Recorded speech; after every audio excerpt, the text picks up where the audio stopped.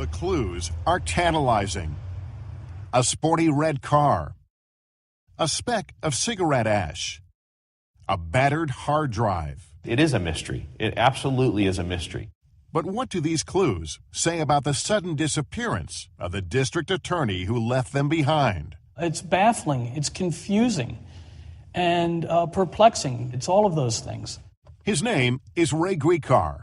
When he vanished in 2005, it was a big story. A prosecutor in Pennsylvania who vanished on Friday is still missing.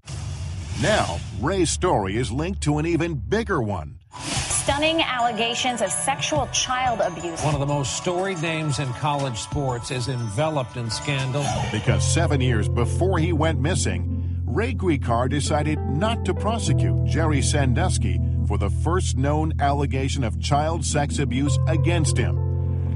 Now, some are asking whether that Sandusky case had anything to do with the DA's disappearance. For anyone to think there is no relationship is the epitome of naivete. Others say, no way. Eliminating Ray doesn't eliminate the problem for anybody. Ever since the Sandusky scandal broke, Dateline has been on the ground, analyzing the clues, digging into the case, and talking to those who knew the DA from Center County. There are several scenarios for Gricar's disappearance. Tonight, we'll look for answers. What really happened to Ray Gricar? Ray, I love you very much, and I miss you. He was the district attorney in Pennsylvania's Center County, working in the postcard pretty town of Bellefonte. Penn State is just down the road. It's a powerful presence in this central Pennsylvania neighborhood. Back in April 2005, Ray Gricar had served the better part of 5 terms and racked up a stellar reputation.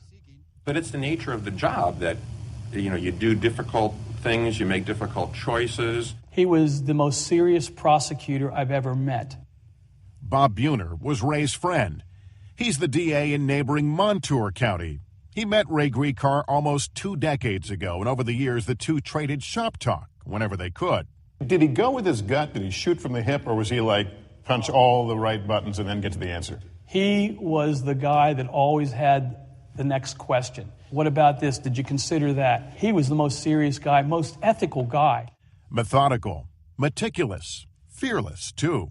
He didn't care who the person was he prosecuted. He prosecuted some very high-profile cases that made national news in Little Center County in the middle of Pennsylvania. It didn't bother him who the person was. It was what they did that counted.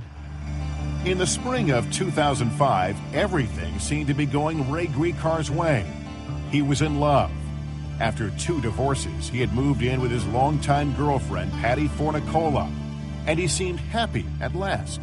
I think for both of us, we finally found our soulmate. We found the person who was perfect. Investigators say he had no health problems, no money worries, and he was close to his only child, 27-year-old Laura. She lived in Washington State at the time, but the two stayed in touch by phone. I spoke to my dad often. I would say 3 to 4 times a week. We were in pretty regular contact. In that spring of 2005, Ray was 59, just 8 months away from retirement, and he was ready for it. He was already starting to cut back on his workload. We were going to drive across the country, take our time, visit the national parks, and end up on the West Coast visiting his daughter. The trip never happened. On April 14th, Laura had a conversation with her father that she'll never forget. The conversation was, "Hey, Dad, just called to say hi and I love you." I said, I have this exam, and he said, "I love you too." And he said, "I'm sure you're going to do great on the exam. You always do. You're just like your mom." The next day, April 15th, Ray woke up and told Patty he was going to play hooky. She wasn't surprised. He'd done it before. I said, "It's time to get up." And he said, "I don't think I'm going to go to work today. I think I'm going to take today off." I said, "Fine, good for you."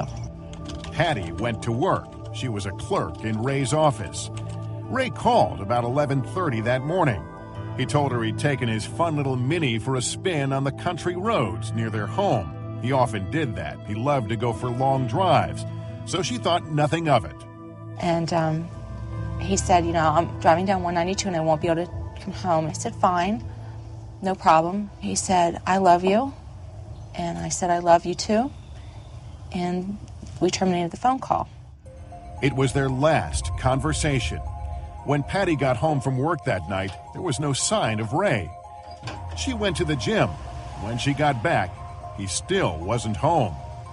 She called his cell phone. The calls went straight to voicemail. For 3 hours, she dialed and redialed the number. Nothing but voicemail. Finally, frantic, she called 911. And to me, it was an emergency. This is not like him. It's unusual behavior. You know, they know who I am. They know who Ray is.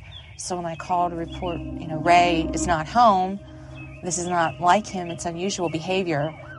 They quickly responded. Ray Gricar was gone. Gone without warning. The Bellefonte Police Department put out a description of him and his red Mini. The hunt for a missing DA was underway.